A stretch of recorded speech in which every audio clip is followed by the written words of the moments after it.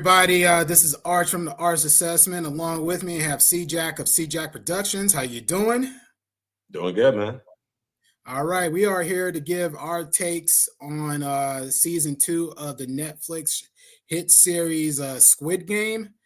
So we're just gonna do like a little breakdown, episode by episode. Talking about like where were the key highlight moments, uh, the differences between this season as opposed to the first season.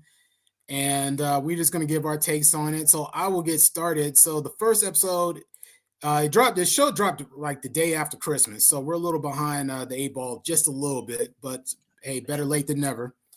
But I'd be remiss if I didn't talk about this show. So the first episode was aptly titled Bread and Lottery.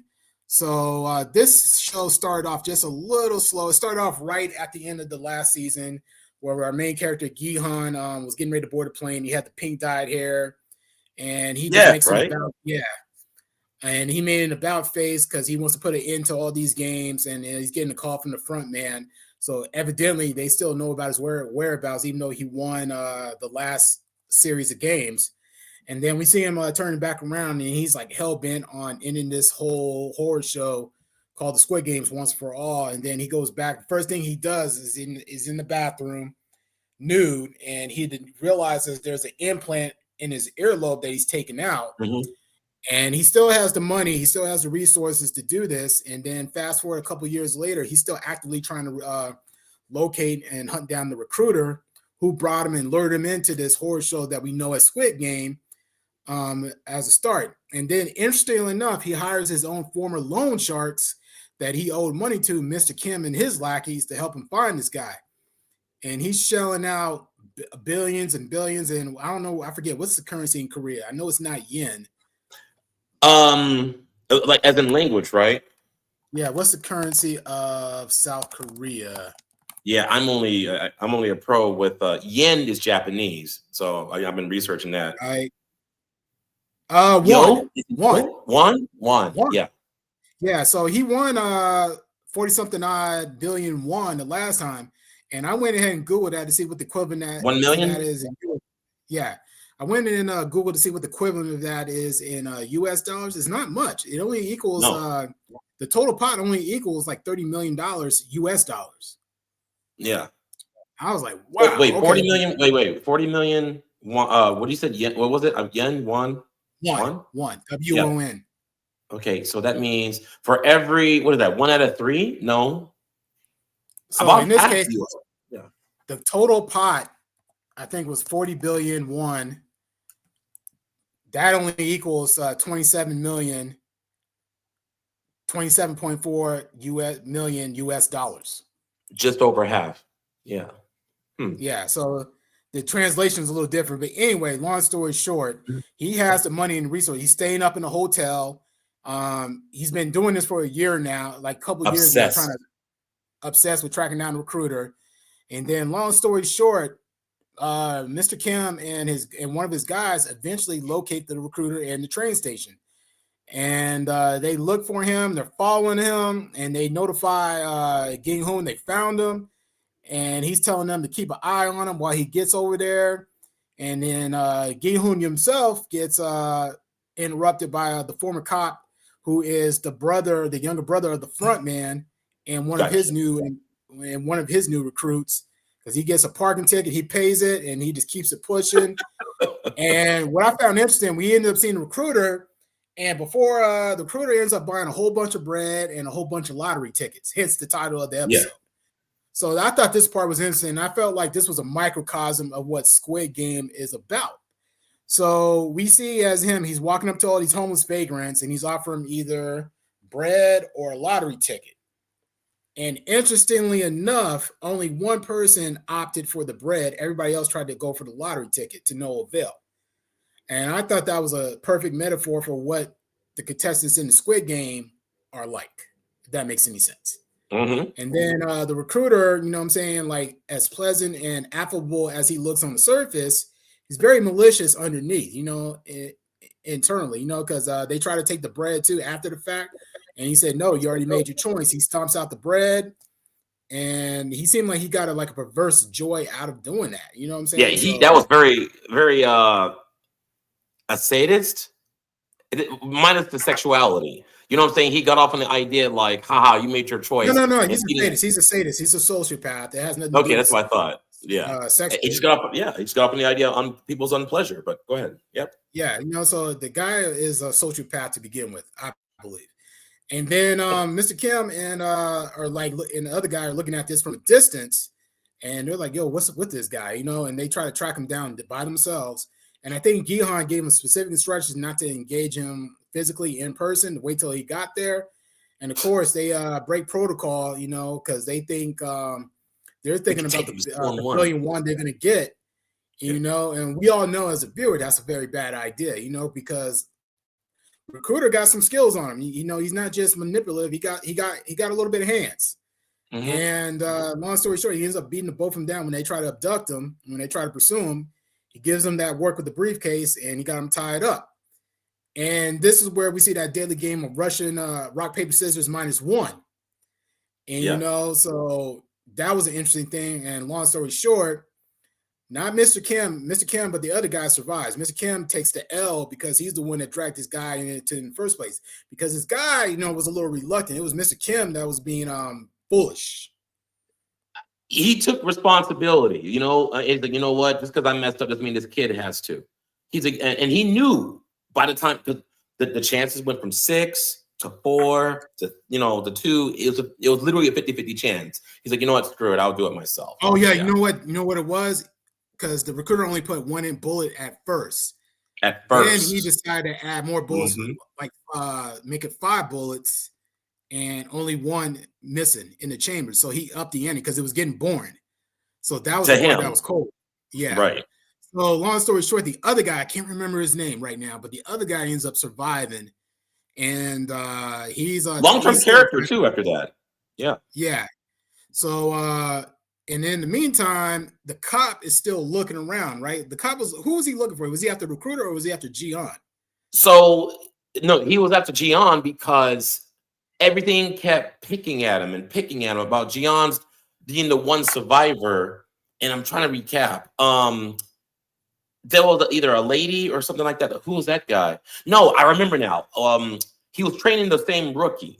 Remember that? Right. After he let those. Right. Okay, he was like, "Who was that guy?" He's like, "I don't know. He just gave me his ID, took the ticket without saying a word." But he was like, "Remember, be stern, blah blah blah. He's going to try to fight you on the ticket." But what caught his attention was Gian was like, "Okay, sure, thank you, see you later," like without even hesitating. The guy has more money than Tony Stark, but it was kind of weird. He's like, "What was his name?" Jan something, and it kept messing with him. But go ahead. Yeah. So that was interesting. And then and excuse me, commenters, audience, if I'm overlooking some important details, but the only other standout part was towards the end when the recruiter knows that Jihan is looking for him, and then he decides to meet him at his hotel. He's already posted up in his room. They're talking, and Jihan's like basically, "Hey, I want to meet your boss." And recruiter's like, "Oh, I can give him a message," and he's like, "No, you're not listening. There's nothing you can tell him. I want to talk to him directly." Right. Gian is here for the smoke because it's just interesting. Gian is an interesting character because his whole demeanor changed from the beginning of the first season to now. He's like two totally different people. Because in the first episode from the first season, he's kind of like this goofball. He's an F up, a gambler, a degenerate, but now he's like the serious, dark, stoic person. Of course, I would imagine going through all that would change you.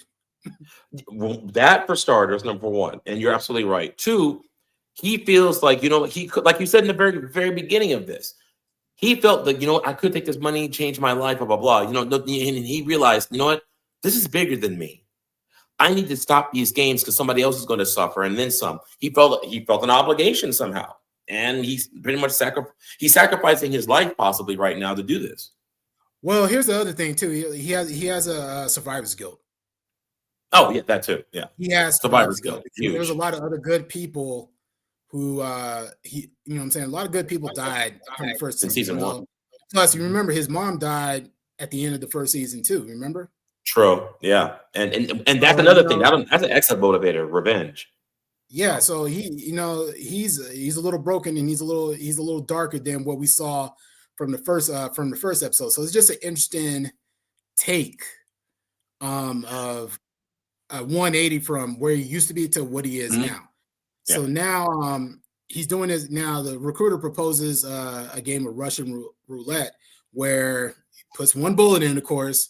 The only thing is he's not gonna like keep rotating it every time. No. Like they can only go up to 6 turns, and of course, as he's rolling the gun, of course, it lands on Jihan first. I love the fact, I like the detail they played that song in the background, Time to Say Goodbye. I thought that was a nice Hmm. touch. And they made it, because at first I felt like this episode, was dragging a little bit at first. You know what I'm saying? Like, It was. okay, Yeah. okay, get to the meat of this. Get to the meat of this. All right. And then it wasn't until towards this scene that I felt like the episode was starting to pick up just a little bit. Outside of the rock, paper, scissors -1. Because okay, the sociopath was like, you know what? You just got lucky. And he thinks that the high board appreciates him more. Like, you think you're special because you survived too? I don't think I'm special at all. And Jihan is the worst type of individual to go up against because he genuinely feels he has nothing to lose. That he really feels that way. His life is expendable. And even in this Mr. I like to call him Mr. Sadist's mind, like, well, in the back of his mind, like, well, I'm special. I like what I do to people and myself, but I still want to live. And I think that was the edge that Jihan had over him. Jihan doesn't care. Well, remember, the recruiter mentioned that he used to be a soldier in the games. That's true. Yeah. And he talked about the story where he killed his own father. He was a former participant in the games, and he killed him when he was begging for his life. So this gives you insight to how this guy is and how he thinks. True. He looks at people like the homeless or people in debt. He looks at them as scum and degenerate that need to be washed off.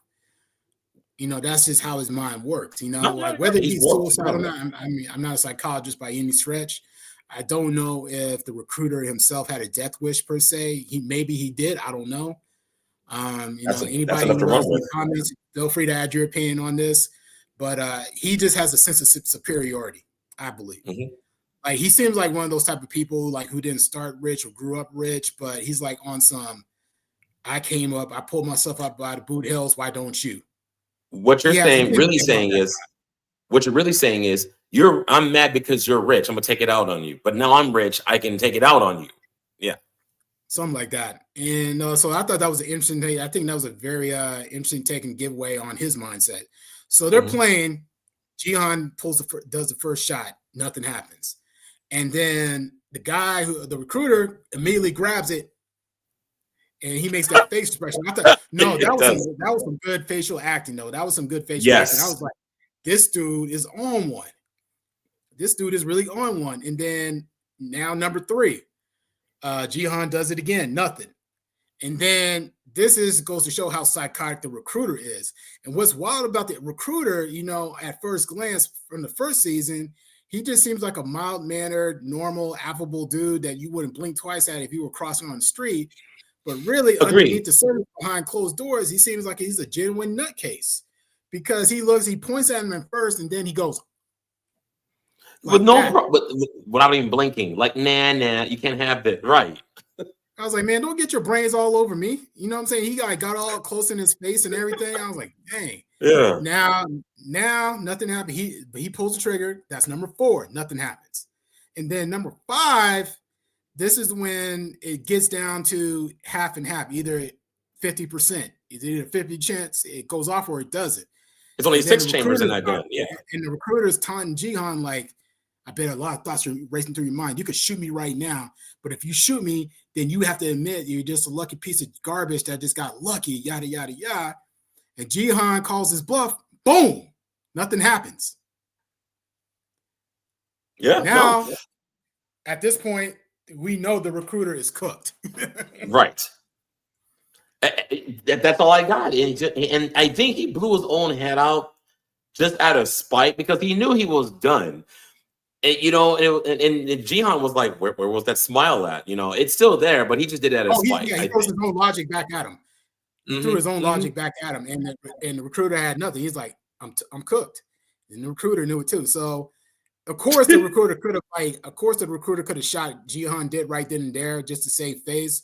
But in doing that, he has to admit that he's nothing but a dog, and he's just a flunky for the higher ups. You know what I'm saying? Yeah, He's just a that's lackey. what Jihan said. He was like, do you think the higher ups really care about you? They don't care about this. You're amusement. You're just like me. You just don't want to acknowledge it. And that's what I was getting at. You don't want to acknowledge that, okay, you're a winner. I don't care. The difference is I don't care. You know, Jihan was like, I don't think I'm better than anybody. I'm here to stop these games any means necessary. This is just all about him. So anyway. Exactly. And then so of course the recruiter sticks to his own words. And I thought this was an interesting shot. I don't know how often you look at TikTok or Instagram, but there's been so many memes and reels based on the recruiter alone. And they pointed out something very interesting, like right before he blows his own brains out. And there was like a half shot. So the right side of his face had a different expression than the other side. One shot showed fear, the other side showed confidence, amusement. I think I sent that to you. I think I DM'd you to show you about that. Yeah. So I thought that was you did. I had to look for it. I might probably can use it on my end. Yeah, it just goes it's a mask. Yeah, it's like the mask that we wear versus public or in being. You can't lie to yourself. You can't. You just can't. You know what you're feeling. You just don't show it out in public. That's my opinion on that, and I agree. But anyway, surprisingly enough, the recruiter keeps his word. He plays fair and he blows his own brains out, and that's the last we see of him. I didn't know that actor was the lead in Train to Busan, which I still have yet to see, admittedly. Same. A-Law told me to watch that for years now. It's been out for a while. Actually, I think to your credit, I think you told me about it. It's just one of them things I just still haven't got around to yet. It's been on my Netflix queue for a long time now, and I got to pull the trigger on that, so to speak. The other thing, now we get to episode 2. This is when the cop shows up, and I forget what happened. Gihan had him tied up in the tub. Refresh my memory. I forget how he ended up there. So he got the lead from Ehan's investigation unit where he was going to be at. He looked at the map to try to follow where he was going to be at, and then he followed one of the guys who got the dude who survived. Again, forgot his name. He tailed him. He tailed him, and how did he save? At first, he saved Yehan. No, he didn't. Dang it! I forgot. I ain't gonna front to you, James. I forgot how he got to Yehan's building that he owns, where he has the shooting range and all that stuff in there. But I'm getting ahead of you. Anyway, he tracks him down. He just tracks him down. And then the other thing, what else? So this episode was kind of the weakest in my humble opinion. You know, it's like really, it's not bad. Okay. Yeah, it was just a little slow. You know, because I wanted to get to the games. I know that didn't happen first season. You know, I think there was an episode or two last season where they didn't get to the games right away. They were just building up to it, I believe. But for some reason, I felt like these first 2 episodes outside of the recruiter, it just felt like it dragged a little bit. I'll tell you why. Because in the first season, we had 0 expectations, 0 understanding of this series. Because I talked about that when I did my first review on this on my channel. And okay, now I see what's going on. But everybody wants to see the games because we saw last season. We wanted to just go straight into it. I think 1 episode would have been sufficient, not 2. So I felt that way too, by the way. Yeah. So, you know, like Gihan, the cop, the other guy who survived whatchamacallit, the rock, paper, scissors game. One of the loan shark flunky guys. I can't remember his name. You know, I forget right now. But anyway, they're getting an army together. They hire some mercenaries to help figure out a way to track down this. After working out their differences, he was like, dude, I'm taking you in. Hey, I know the people who killed your brother. It was an unlikely alliance, but they were like, okay, I'm on board. But that was it. Yeah. So it's just interesting to see what Jihan's been doing with his money. You know, he just had a whole stash of money in one room, just piles of money. He rented out a whole room just to use as a target shooting range. And there was other scene too where he was moving out, pulling out his tooth. And he was having a tracker. Yeah, and then he had like a tracker tooth implant or something like that. That was an interesting take. So this is like you can tell he's serious about what he's thinking this through. It's not a foolproof plan, but he could tell he's thinking. But this goes to show, this is a testament just how deep these Squid Games go. It's not just an isolated, it's not happening in just a No. vacuum with just a small group of people. It extends to a broader network than we initially suspect. So, but to get to that later, so the other thing is, they go to this Halloween party that which is the title of the episode, and they're looking to see they can find any soldiers there because they got word that someone was supposed to be there. So the guy and Jihan go out there looking, and then we see the pink soldiers walk up in the club. And of course, nothing happens to Jihan. They're just like on some, hey, follow me. But the other guy, they knock out. I think they tased him or something like that. I can't remember exactly. They tased But the him. mercenaries or what? Not the mercenary. The other guy that went in the club too. I forget. Like he got knocked Oh out. no. It was it was still the three of them because they worked out a plan. They were like, okay, well, no, the girl got involved. They had a lead from her because she got an invite for the games, and then Jihan found out through her like, well, this guy is going to be here at the club wearing the mask. The Halloween, it was during Halloween time, which was perfect. Right. And they didn't have the mercenaries with them just yet. Jihan was saving them for very last when he was solid on the lead. And then that's when he decided to follow some of the guys. No, the guys found out that Jihan was like, you've been following us. And they knocked him out and put him into the car. No, Jihan didn't get knocked out. He just followed him out the club. Oh, he just followed him. That's right. The other guy was the one who got knocked out. The other guy got in the way with a stupid unicorn head. I guess they got him away, whatever. They got him aside. And then the cop was in charge of the squad. And, the rest with the car chase. Yeah. And you could tell, man, like whoever's running these Squid Games is highly organized and they got resources because they outmaneuvered Jihan and his mercenary team. Because they had soldiers posted up on top of buildings. Snipers.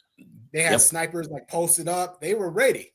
And it's just interesting. Like they seem like they're always one step ahead, despite Jihan's efforts. Mind you, he had a year to organize this idea. And he still got outmaneuvered. Exactly. Which sucks, but it makes it interesting.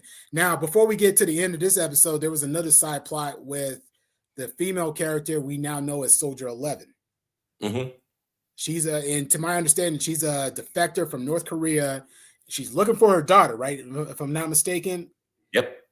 Yeah, and I have to admit, I'm not going to hold you. I get some of these details just a little fuzzy, but there's a lot of characters and a lot to absorb, even though the one is just 7 episodes.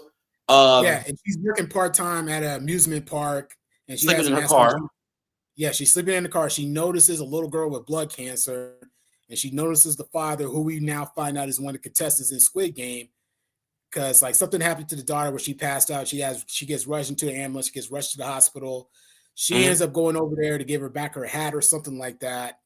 So she felt like somewhat of a connection with the girl. Right. She can relate to it. You want to add to that, or? No, because she can relate to her own daughter. You got nail in the head. Yeah, she can relate to it. That she has some sympathy.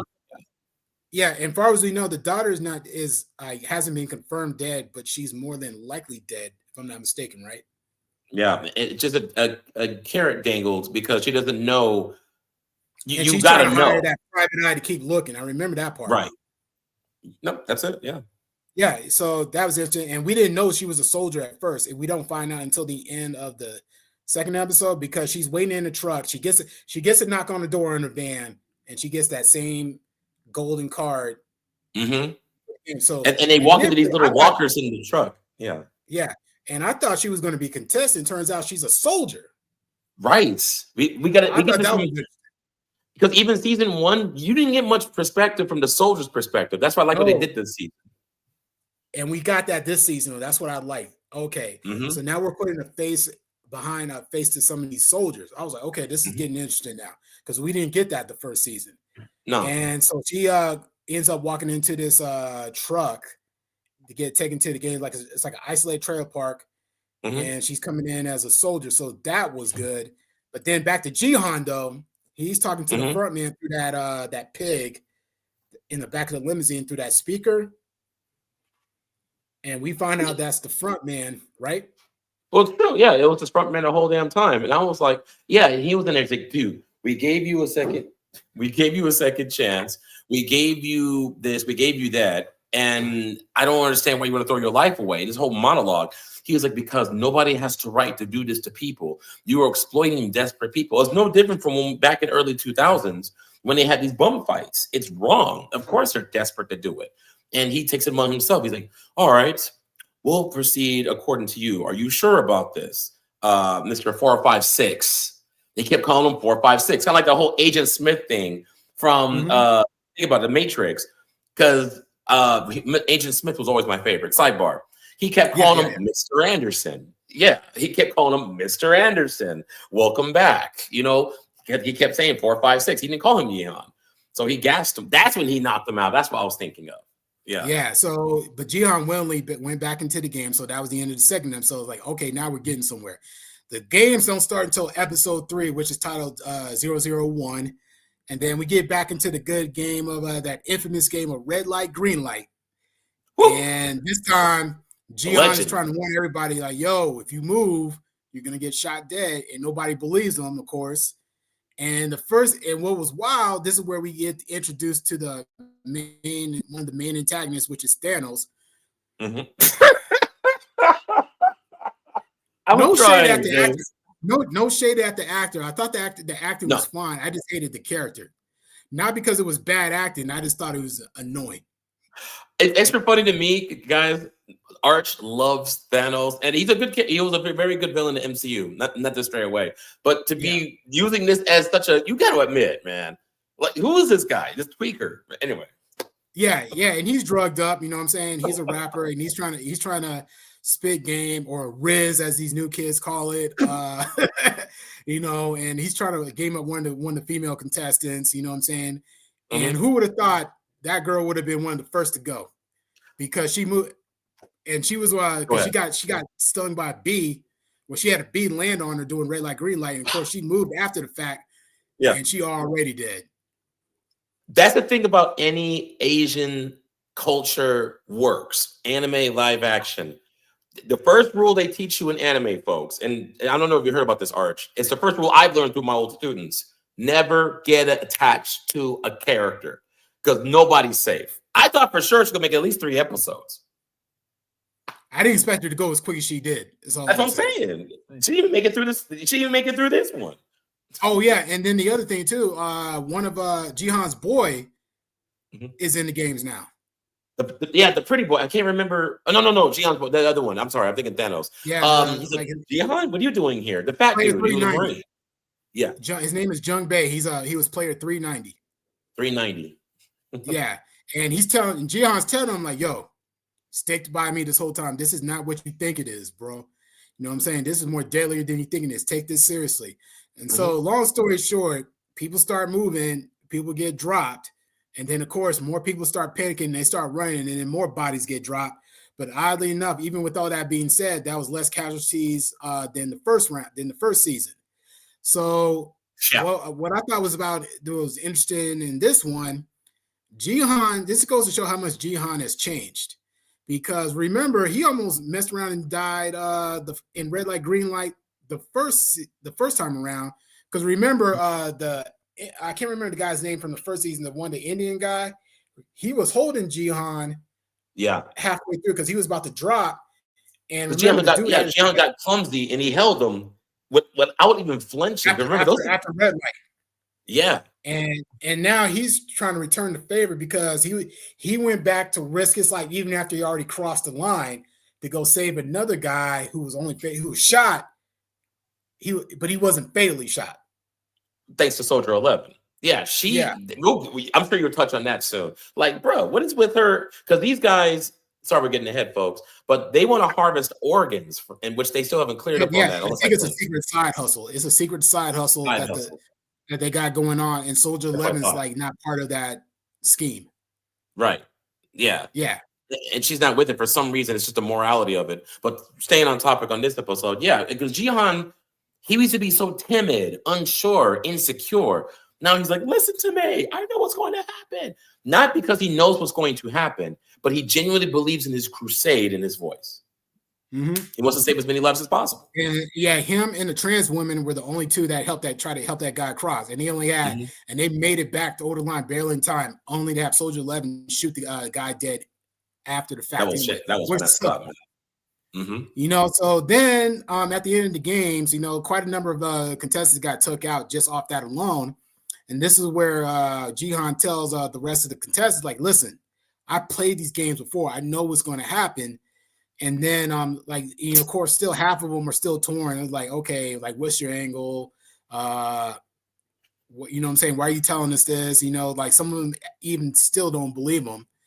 Mm-hmm. And this is where we find out, then they get I think what was different about this episode, this season at least, was they get a chance to vote whether they want to continue the games or not after every game. Whereas I don't think they had that option first season.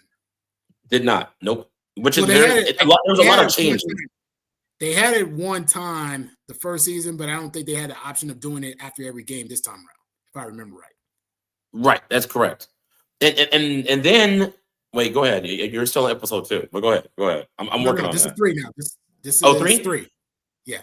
Okay, we are on 3. Okay, then that means, and then he's like, I know these games. And just as soon as he said that, the Ferris wheel, and he was like, what do we do here? And he was like, I don't know. Was it the Ferris wheel? No. It was. Hold on. I don't want to get far ahead yet. So what I wanted to say was they started doing the vote where they want to stay in the games or not. Yeah. And of course, as we see, if you vote X, I'm saying you want to discontinue, you want to get out of here. Whereas if you vote blue with the circle, you want to continue. So the majority vote was, of course, blue. And this kind of goes to show a testament to, like, this goes back to my whole bread lottery ticket analogy. Mm-hmm. Whereas everybody thinks they can still hit a lick versus just let's get out of here and survive while we still can. It's amazing how that's related. Right. Yeah. So I just think this was that on a bigger scale.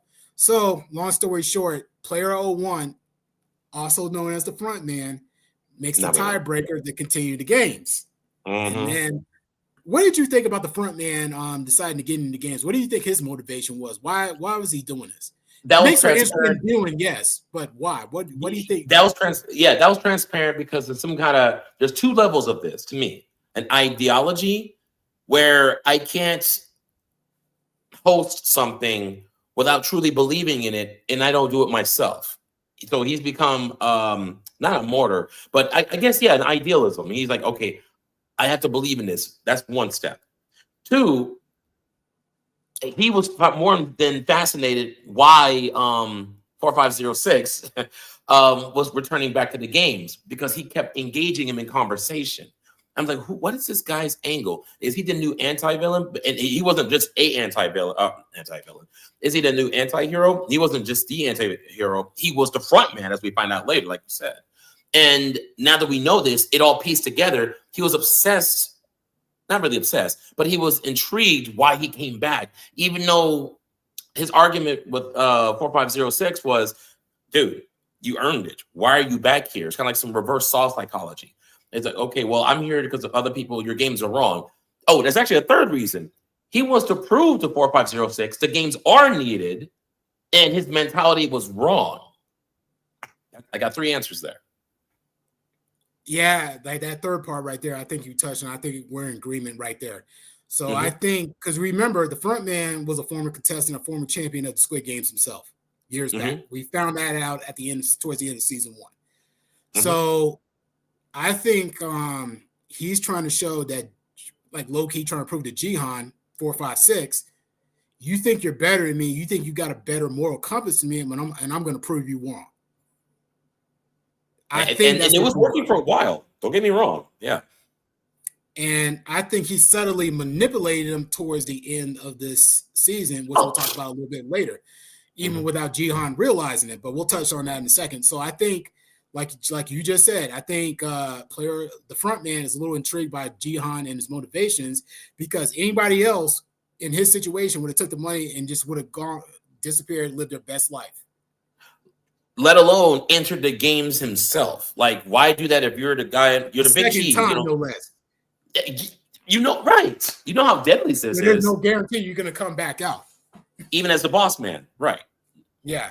Now, with that being said, I like the fact what this season did. They didn't do all the games the same. So we got a couple of different games this time, which I really loved. Because in the back of my head, I was thinking they were going to do the same things over and over again. Of course, with maybe possibly different twists. But they had a totally different game this time. Oh, there was a twist, all right. It was at hold on, let me look at my notes here. What was the name of that game? It was called not the Miracle Round. It was a 6-legged it's called Six Legs, and it consisted of 5 games. The jockey, and I know I'm butchering his name, so forgive me.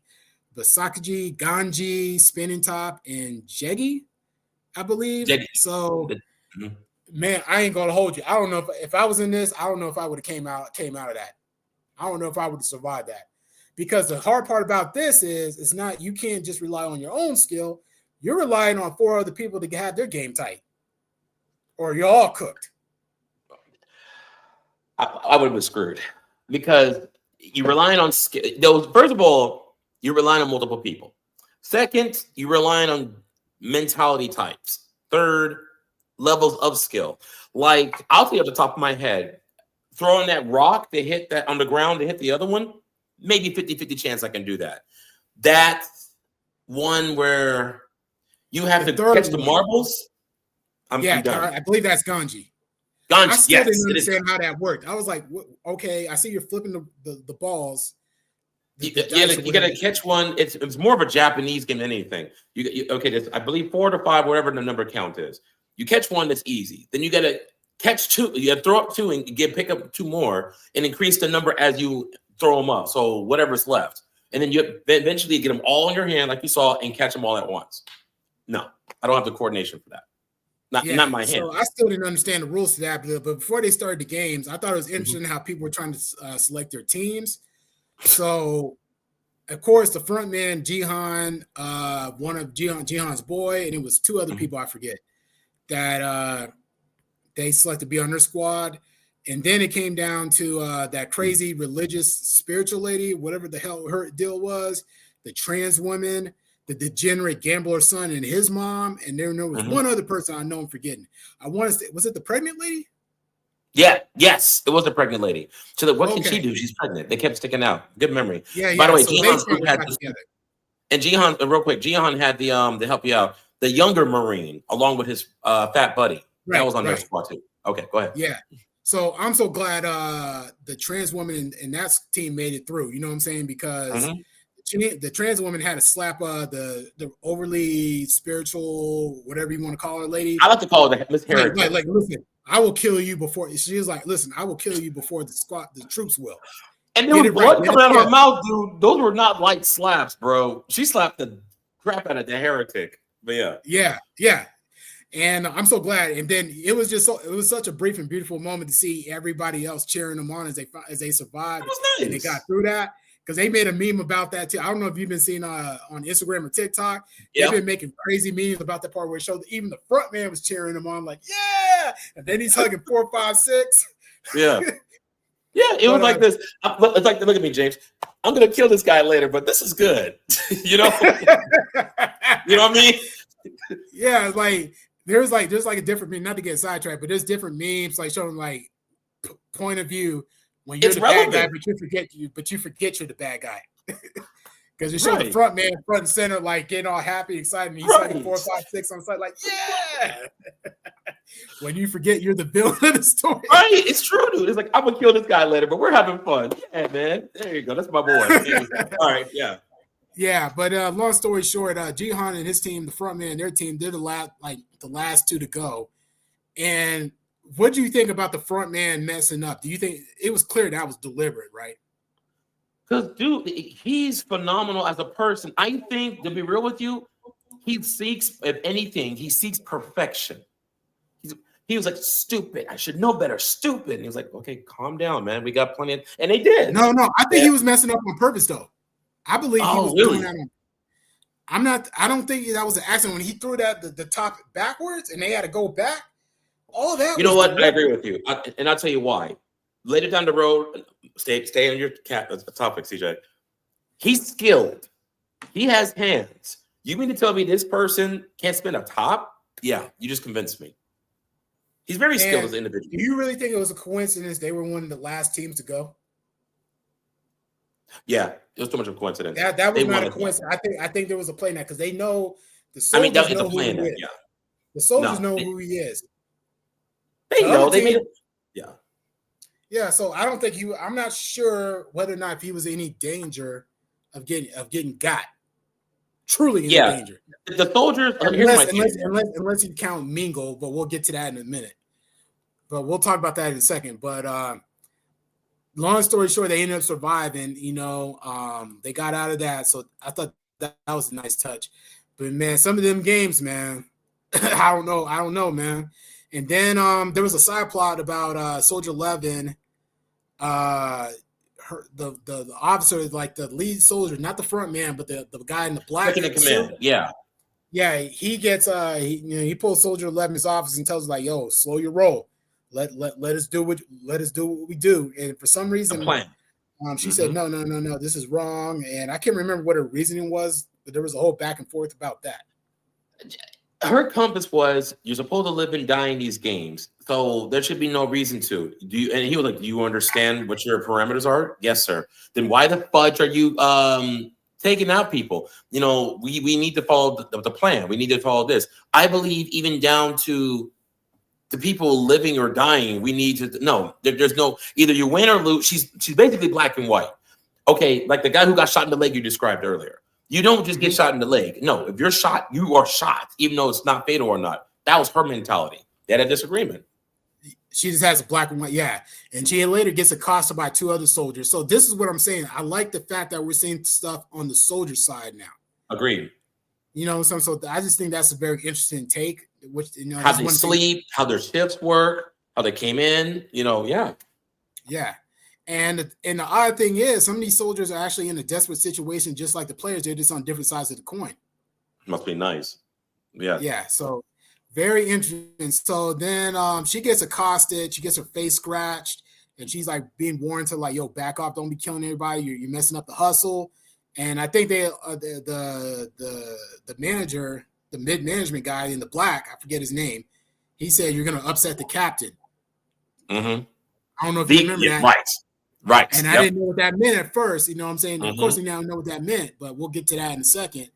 And in the meantime, while all these games are going on, the cop is still unsuccessfully trying to track them down, like trying to find the island to no avail. It just feels like a futile attempt. Meanwhile, right.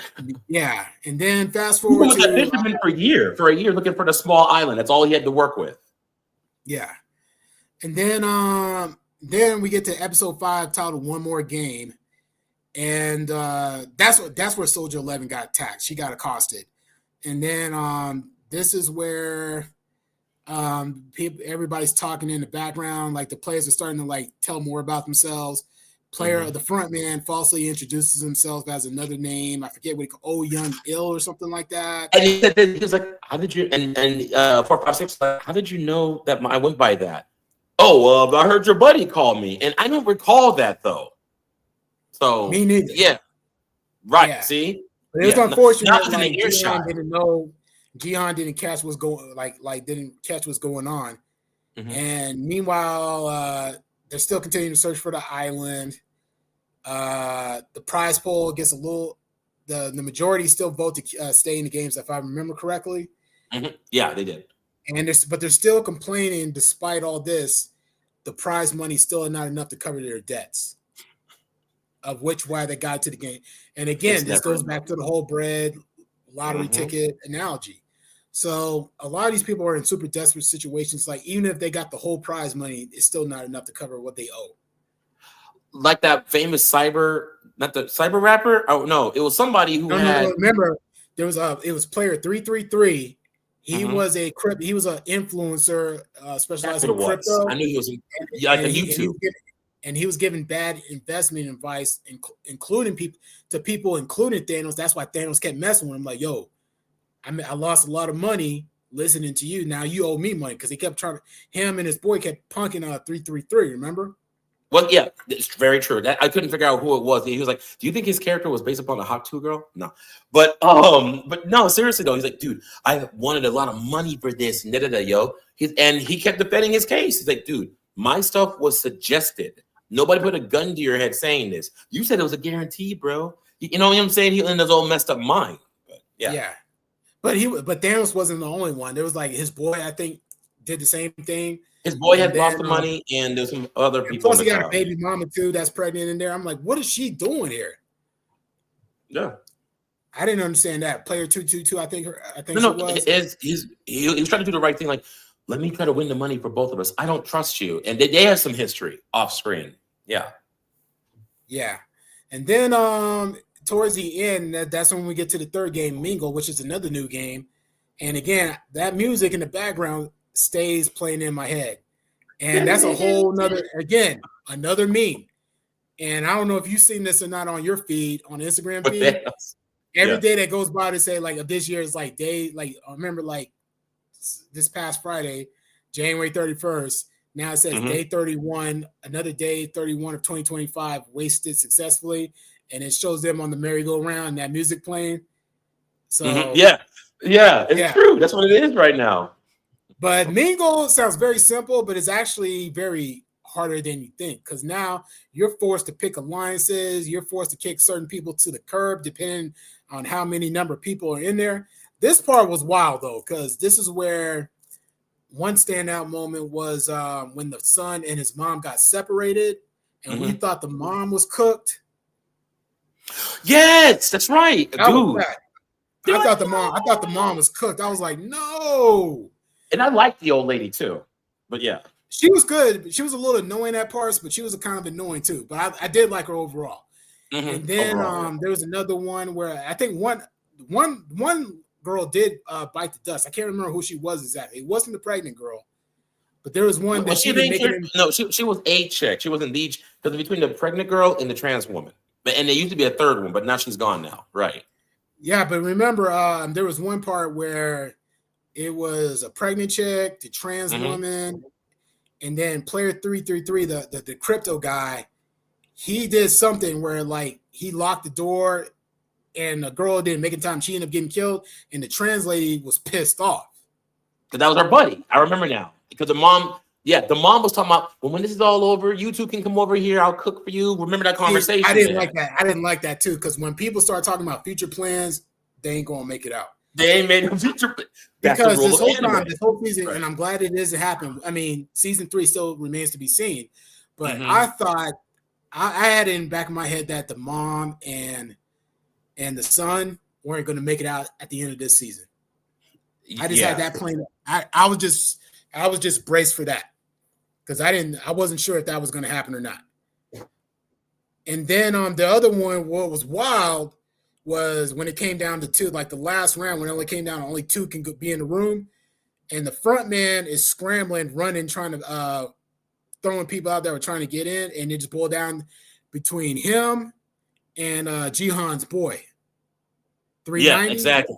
I know what you're talking about. The third guy that was already in the room before the both of them, and then the front man was forced to break the dude's neck. Remember? That was wild. That was, dude. He was like, "No, you gotta go. Too many people in here." I mean, the body count. They had the cameras in the room, because I was just thinking. Yep. And remember, someone like there was another team that tried to please said like, hopefully they won't notice, and it's like, no, they noticed, because they already had cams in the room. Because remember, they covered. Yeah, they covered all their in this season, in this game. They covered all this stuff. I'm like, what's stopping everybody from climbing into the room to capacity? No, they were ready to open up the doors and start shooting people if they had like 4 people, 3 people, as the number dwindled. Well, I think that in this case, there was in the one instance, it was like supposed to be 4 people, and one room only had 3. And dude was like, hopefully they don't notice. Hopefully they don't notice. They noticed. Yeah, hopefully. And then the other part that was wild was like that real timid dude that was being bullied by Thanos and all them. Not the crypto guy, but it was another guy. He was real docile and meek, and he kind of sold out definitely. on the other girl that was kind of around Thanos and them. 380 or something like that. 388. Yeah, 380. And remember, they exchanged a look. Like he looked like he was so ashamed, and she just looked at him like, "Oh man, you sold me out."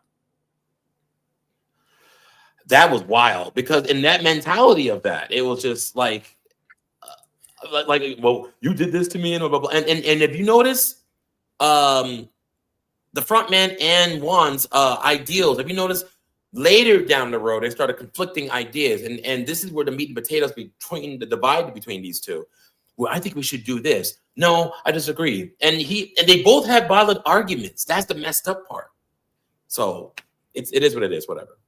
Yeah, and then we get back, and then I can't remember what happened at this end of the episode. Yeah, it was called OX, and then this is towards the end where I think they end up having to do another. They were going to have to end up voting again at some point, but then they were in the bathroom, and Thanos was pulling that guy in the bathroom stall again, saying like, and I might be getting ahead, dude. Like they were voting. No. It was.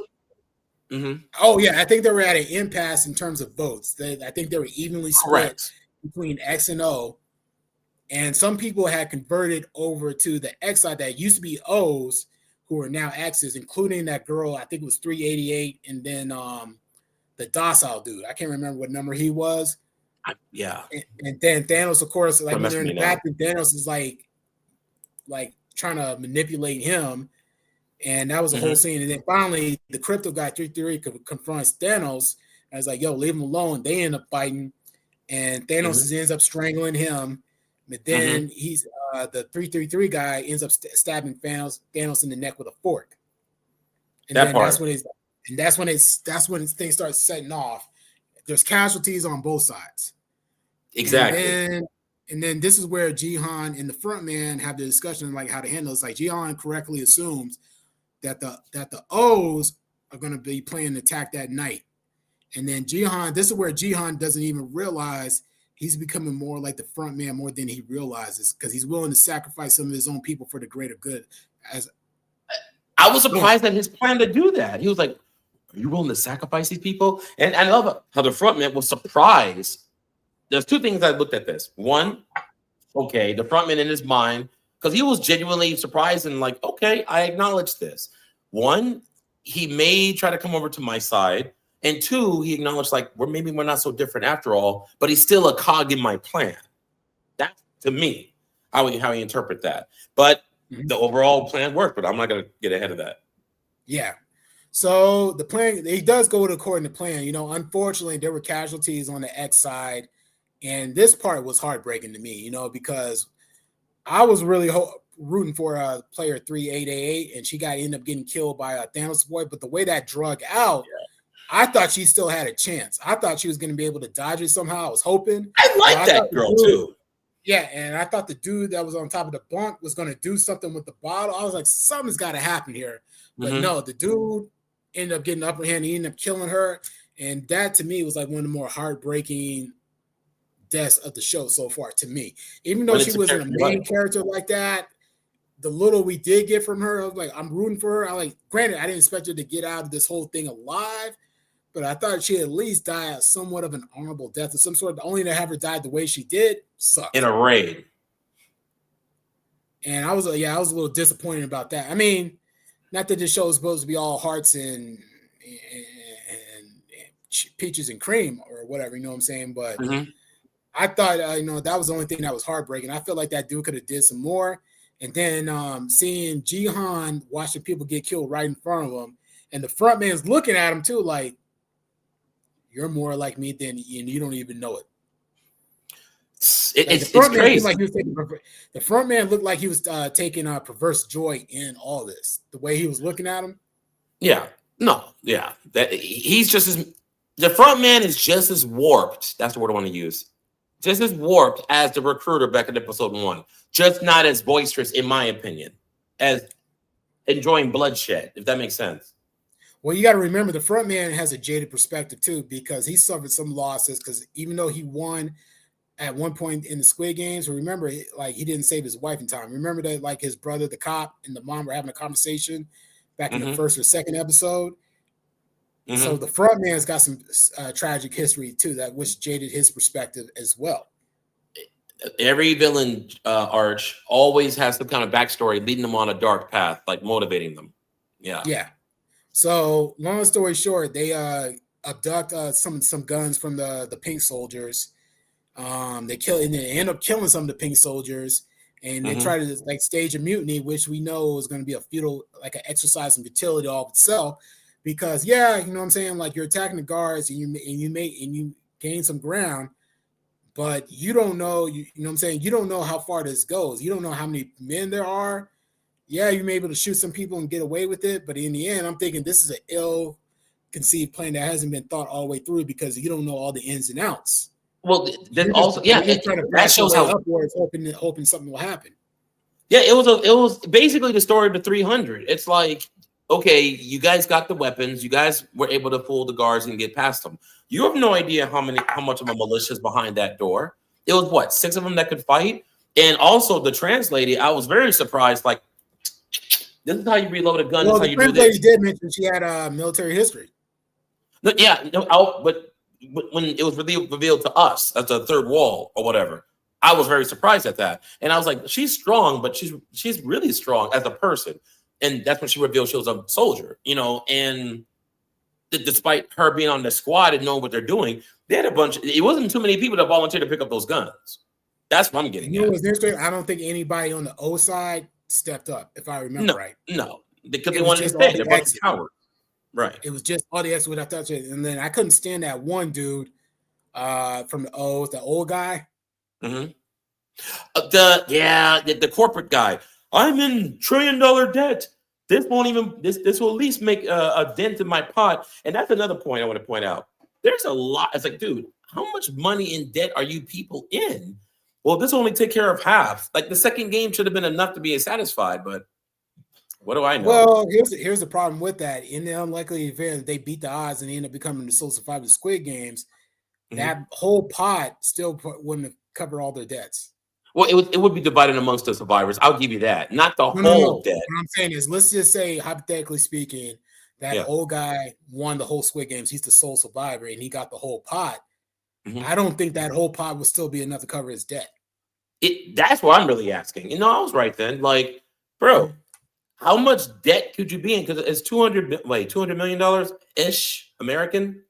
That's no, insane. No. It's 40. It was like 46.5 billion won. That only equals amount to $30 million US. That's even worse. Like you see what I'm getting at? Tomato of the money amount. Like, well, I guess the amount is the question, but 30 million is nothing to sneeze at. Are you not you, but are you seriously that much in debt? Like, wow, man, that's just crazy. I just Googled it right now. If I remember right, the total possible pot was 46.5 billion won, and that only equals to $31.8 million. Insane. If I remember right. Insane. But let me double check. So Squid Game 45.6. Excuse me, 45.6. Oh, 0.6. Oh. 45, yeah, 40. That only equals $31.2 million US. Yeah, I was like, man, that's a big difference right there. Because in my mind, when I hear 46 billion, I'm like, oh man, you balling. Because I'm still thinking that's what I'm thinking. Yeah, at first. And you translate that to US dollars. Yes, that's a decent amount of change, but it's not the be all end all. No, that you're in my head now. It's not be yeah. So they gain a little bit of ground, but they don't get, too many casualties on both sides. And then this is where the front man finally does the hill turn again. He goes back into his thing. He ends up going behind, killing 2 other guys, and he's back to himself again. He puts it back on his uniform, and he ends up killing player 390 in front of his boy Jihan. He's trying to break his spirit, and it ends on that cliffhanger. So, before we get back to that, what did you think about the guy who claimed he was a soldier running back and him cowering under the bunks? I believe he was a soldier. I do. It's just the stakes were high and people freeze up, and I was so angry at him. He finally got to the bunks, got the clips, blah, blah, blah. Magazines, people like that. And then the translator had to go back and look for him. Yeah, and he heard in the radio, where are those clips? We're getting demolished here. And he barely made it out the first time, working up the courage to go back into the fire. I can, yeah, I can not relate. I've never been in combat, but I can empathize why he did that. And he just let people down, and then it was forced to, and the lady was forced to come back to pick up the pieces, and he was like, I can't do it. It's okay. You just stay here. And then obviously, you know what happened after that. Yeah, that's when the soldiers came back, and then they waited too long. Yeah, and then the trans woman was getting ready to do something, but then the old lady, the mother, stopped her. Remember? Mm-hmm. And then that's the last we saw of them. Because she was like, "We need a leader. Don't go back. There's no point." Because I like to call the reinforcements showed up. It was a wrap. She wasn't getting through that door by herself. The same trick won't work twice. I think the mother was right. Like, there was nothing she could do at that point. It was too much. Because if she would have like lit up and turned up and tried to kick up dust, it wouldn't have been her. That would have been the only fatality. Agreed. It would have killed more people. That's what I think, at least. So and then it just ends on a cliffhanger. This is where they kill his boy right in front of Jihan. You know what I'm saying? I figured that was going to happen. I was like, wow. And so I don't know. The season 3 is expected to drop come June 27th. I don't know if you saw the sneak peek footage of this. So there's another game where it's the girl from Red Light, Green Light. Now it's another boy. I don't know what that is going to be exactly. According to the internet, any other major fatalities before season? Oh yes, I expect a lot more. The six-legged race alone was just like games like that. It's just an excuse to eliminate people as a whole. Like, you fail, your whole group fails. They were losing 5 people at a time in that game alone. I'm using it for example. And to answer your other question, red light, green light, speculations say it's supposed to be when you freeze, you have to do a certain position. Here's the girl, here's the guy, here's the people in the middle. You have to face a certain theory is you have to face a certain direction when you freeze. Like, you got to go this way. If you don't, you get shot this way. Speculation. So how do you win? Because you can't be in 2 places at once. Speculation on the internet. Yeah, that's a good idea. That's a good theory. So, do you think the pregnant lady or the mother and the son are going to make it out, or do you think they may come close? Or first of all, they're all gonna. The way they set up the season, nobody's getting out of there outside of. I have a theory. I don't think 4, 5, 6 is going to make it. That's my theory. Not the way you're thinking, because he's captured, not because of convenience of that, everybody, but I think he's going to serve as a serious martyr. And I think the person who's going to walk out, my gut is telling me the old lady's going to walk out of there. Don't know why, but I think she's going to be okay. Now, as for the pregnant girl, she's going to go, but no time soon. She's probably going to die mid second half of season 2. I think that'd be too raw if a pregnant woman dies. This is not stateside entertainment, though. They don't care. I mean, you said it yourself, Art. They got rid of. Okay, she wasn't pregnant, but the one dinky blonde chick caught the first L under 60 seconds. They don't care this stuff. Yeah, I'm hoping for the best. I think I'm hoping that a few other characters will make it alive. I think there are going to be some tragedies. It wouldn't be Squid Game if everybody that we like got out on top. It wouldn't be so. Oh, I'd be remiss if I didn't talk about the captain. The captain reveal. He's in on the take. Oh, yes. I forgot about that. Let's not forget that. Let's not forget, because he's the one that sabotaged the drones. He's been sabotaging this search from the very beginning. So he's in on the take. He's the one that's dealing with all the harvesting. And I had no idea. I don't know if you saw that coming. No. Because remember on the boat, the guy, they came pretty close. They found some bunkers. They were booby trapped. And then they were and the one captain, he's definitely in on it. He's like, hey, what are you doing to my drone? Remember the helicopter drone? He was sabotaging it, like you said. Throw him overboard. And they're going to find out that he's missing later down the road. I mean, how do you go make up for that? Exactly. It's not like that was planned. No. It's like, dude, how do you these guys are equivalent, not to Navy SEALs. I think they're like Marines or something. They could be equivalent to that. And they're highly trained. You mean to tell me he accidentally fell off the boat? Like, there's going to be some questions asked. The captain will be honestly be the last suspect, but there's going to be some suspicion on that boat. Yeah. So we'll see how that turns out. So I'm very curious to see how season 3 comes about. But one theory I have is there is a possibility, I doubt it, Gihan might be a new frontman. I didn't consider that. That's a possibility.